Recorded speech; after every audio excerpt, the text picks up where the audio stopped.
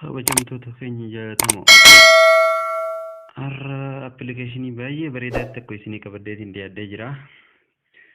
Oduunii fi appilikeeshinii kanatti seeniin fuuldura appilikeeshinii kun appilikeeshinii akkamii yoo seetan appilikeeshina sheeka yookaan barsiisaa tokko oduun barbaadin aliif irraa jalqabee quraana hamma kitaaba guddaa keessan takkatti dubbisuu fi isin barsiisuu danda'u jechuudha.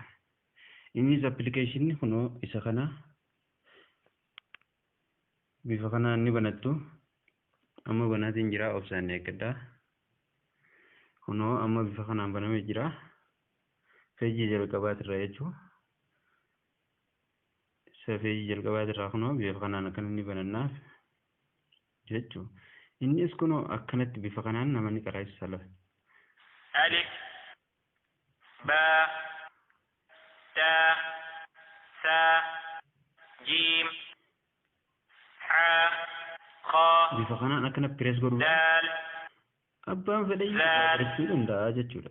Appilikeeshinii kanarraa غاء feejii jalqabaatirraa bifa kanaan barsiisuu danda'a. Deemtanii feejii barbaaddan yoo banattan bifuma kanaan akkana isin qaraasisuu danda'a jechuudha. Isa feejii kana haalaa amma kunoo.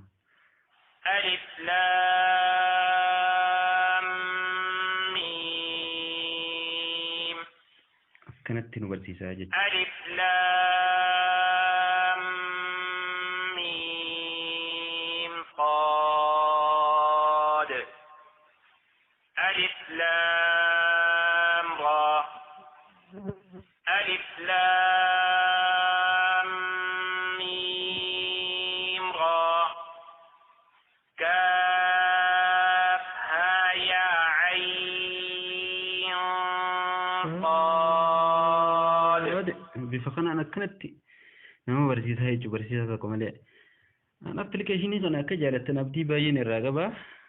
Agartaniif kan agarinis akka itti fayyadamtanii isin jedha. Akkanatti bifa kanaan barachuu ni dandeessanii jechuudha. Feejii barbaaddan yoo banattan akkana bifa kanaan isin dalaguu danda'a jechuudha appilikeeshinichi kun.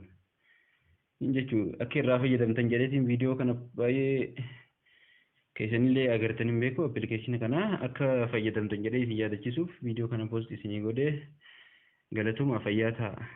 Immoo subscribe like share godhuudhaan yoo nu jajjabeessitan viidiyoon keenya itti fufinsaan isin bira ga'uu danda'a jechuudha. Galatuma fayyaa ta'a.